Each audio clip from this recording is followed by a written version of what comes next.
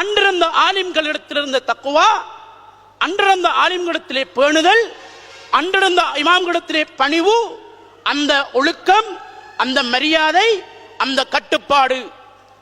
அன்று ஒரு சால்வையும் போட்டுக்கொண்டு ஒரு ஆலிம் ஒரு வீதியில் நின்றால் வெளியிலே எந்த பெண்ணும் வெளிவரமாட்டார்கள். இந்த ஒரு ஆலிமுக்கு ஊரே கட்டுப்பட்டிருக்கும். அந்த ஒரு ஆலிமை ஊரே மதித்திருக்கும். காரணம், அவர்களிடத்தில் இருந்த அந்த பேணுதலும், அந்த பக்குவமும், அந்த அறிவு முதிர்ச்சியும்.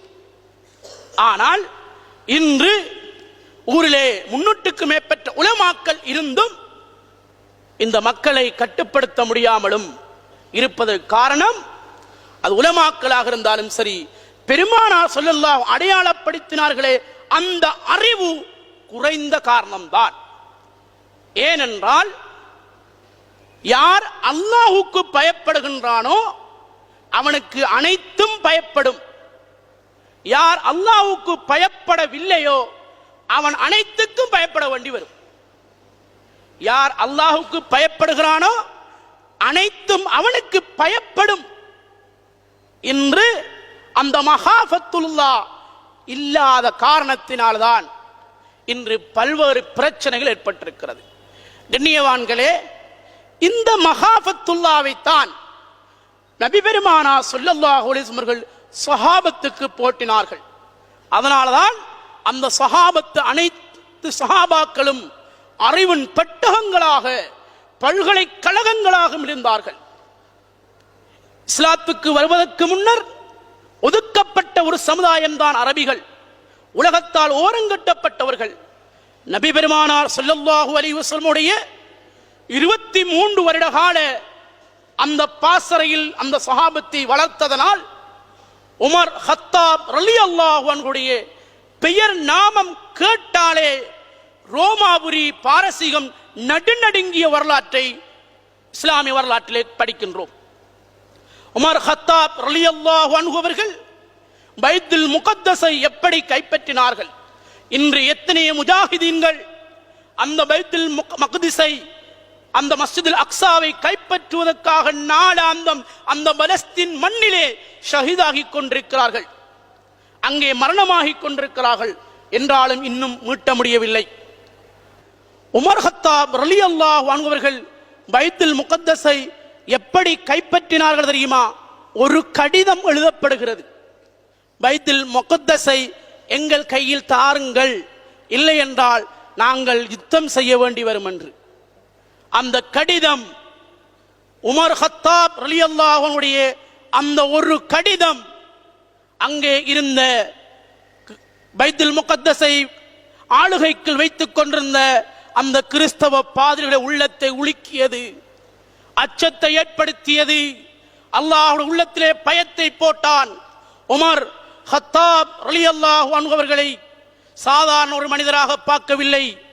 அவர்கள் இந்த உலக சாம்ராஜ்யத்தினுடைய ஹலீஃபா, அவர்களை நாங்கள் எதிர்த்தால் எங்களுக்கு அழிவு வரும் என்ற உணர்வை அல்லாஹ்வுடைய உள்ளத்திலே போட்டான்.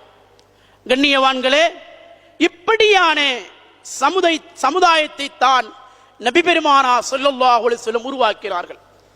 நிறைய விடயங்களை படித்து, நிறைய விளக்கங்களை பெற்று ஒன்றும் இல்லாமல் போகின்ற ஒரு சமுதாயத்தை உருவாக்கவில்லை. அல்லாஹுவை அஞ்சி, அல்லாஹுவை பயந்து, அல்லாஹுக்காக வாழ்ந்து, அல்லாஹுக்காக மரணிக்கின்ற ஒரு சமூகத்தை தான் நபி பெருமானார் ஸல்லல்லாஹு அலைஹி வஸல்லம் உருவாக்கினார்கள். அதுதான் ஆத்மீக சமூகம். அந்த ஆத்மீக சமூகத்தினுடைய பாதையில் நின்று நாங்கள் இன்று விலகி செல்லுகின்ற காரணத்தினால்தான் எவ்வளவு பணப்பலம் இருந்தும், அதிகார பலம் இருந்தும், ஆட்சி பலம் இருந்தும் இன்று இஸ்லாத்தினுடைய எதிரிகளை எதிர்த்து ஒரு வார்த்தை பேச முடியாத நிலையில் நாங்கள் இருக்கின்றோம். எங்களிடத்திலே நிறைய இஸ்லாமிய நாடுகள், அரபுலக நாடுகள் இருக்கின்றன. என்றாலும் அந்த அரபுலக நாடுகளாலோ இஸ்லாமிய நாடுகளாலோ ஒன்று கூடி ஒரு சாம்ராஜ்யத்தை உருவாக்கவோ, இஸ்லாத்துக்கு எதிராக எழுப்பப்படுகின்ற கருத்துக்களுக்கு விளக்கம் சொல்லவோ அல்லது அதை தட்டி கேட்கவோ முடியாத நிலையில் இருப்பது காரணம் இன்று ஆடம்பரமும் பணமும் பதவியும் அவருடைய உள்ளத்திலே வந்துவிட்டது. அல்லாஹுவை பற்றிய அச்சம் போய்விட்டது. சடத்துவவாதம் உள்ளுக்கு வந்துவிட்டது. ஆத்மீகம் வெளியே போய்விட்டது. அதனால்தான் எங்களை விட நாங்கள் சடத்துவத்துக்குள் உள்வாங்கப்பட்டுக் கொண்டிருக்கிறோம். இந்த உலகத்துடைய ஆசா பாசங்களுக்குள்ளும் பதவிகளுக்குள்ளும் பட்டங்களுக்குள்ளும் நாங்கள் சுருண்டு கிடக்கிற காரணத்தினால்தான் எங்களை விட பதவியிலும் பட்டத்திலும் அதிகாரத்திலும் மேன்மையில் இருக்கின்ற இஸ்லாத்தினுடைய எதிரிகள் எங்களை அடக்கிறார்கள். ஆனால் நபி பெருமானா ஸல்லல்லாஹு அலைஹி வளர்த்த சமுதாயம் எப்படிப்பட்ட சமுதாயம் என்றால், இந்த சடத்துவத்தை அடக்குகின்ற வல்லமை ஆத்மீகத்துக்கு இருக்கின்றது. படைத்த ரப்புல் ஆலமீனோடு ஒவ்வொரு அடியானையும் தொடர்புபடுத்தி ஆத்மீகவாதிகளாக மாற்றினால், யார் அல்லாஹுக்கு பயப்படுகிறானோ அனைத்தும் அவனுக்கு பயப்படும் என்ற அந்த ஹதீஸுக்கேற்ப, அந்த சொல்லுக்கு ஏற்ப எல்லாம் அங்கே பயப்பட்டது. ரோம பாரசீகம் நடுங்கியது. எல்லா வல்லரசுகளும் அடங்கினார்கள். உமர் கத்தாப் ரலியல்லாஹு அன்ஹு என்ற பெயரை கேட்டவுடனே ஒவ்வொரு சஹாபியும் அங்கே உலகத்தினுடைய ஒவ்வொரு சாம்ராஜ்யத்தையும் ஆளுகின்ற வல்லமையை அல்லாஹ் கொடுத்தான். அவர்கள் பல்கலைக்கழகத்தில் பட்டம் பெறவில்லை, மதரசாக்களில் பட்டம் பெறவில்லை. அவர்கள் பெற்ற பட்டம் எல்லாம் முஹம்மது முஸ்தபா ரசூலுல்லாஹி ஸல்லல்லாஹு அலைஹி வஸல்லம் அந்த நேசத்தையும் இறை அச்சத்தையும் தான் அவர்கள் உள்ளத்திலே அவர்கள் கொண்டார்கள். அதுதான் அவர்கள் பெற்ற பெரிய பட்டம். இறை அச்சமும் ரசூல் ஸல்லல்லாஹு அலைஹி நேசமும் இந்த இரண்டும் அவருடைய உள்ளத்திலே இருந்ததனால் இந்த இரண்டையும் எதிர்த்து எந்த ஒரு சக்தியாலும் அவர்களுக்கு முன்னால் நிற்க முடியவில்லை. எந்த அளவுக்கு என்றால், ஒரு முறை ஹுதைபியா உடன்படிக்கையின் போது ஸல்லல்லாஹு அலைஹி வஸல்லம் அன்னவர்கள் மக்கா வாசிகளும் மதீனா வாசிகளும் இருக்கிறார்கள். உமர் ஹுதைபியா அதாவது உஸ்மான் ரலியல்லாஹு அன்ஹு அவர்கள் குறைஷிகளிடத்திலே சமாதானம் பேச சென்றவர்களை காணவில்லை. உஸ்மான் ரலியல்லாஹு அன்ஹு அவர்கள் கொலை செய்யப்பட்டு விட்டார்கள் என்ற வதந்தி பரவுகிறது.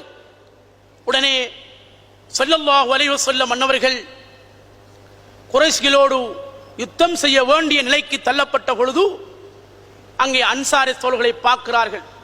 முஹாஜிரின்கள் நாயகமே நாங்கள் யுத்தம் செய்வோம் என்ற முடிவுக்கு வருகிறார்கள். அங்கே அன்சாரிகளை பார்க்கிறார்கள்.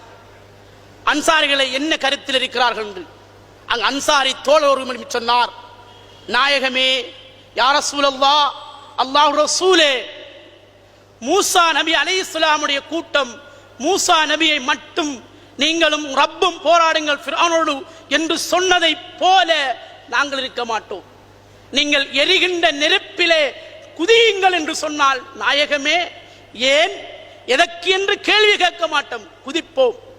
நீங்கள் சொல்லுகிறீர்கள் ஆழ்கடலிலே செல்லுகின்ற பொழுது கடலிலே குதியுங்கள் என்றால் நாங்கள் குதிப்போம், ஏன் என்று கேட்க மாட்டோம்.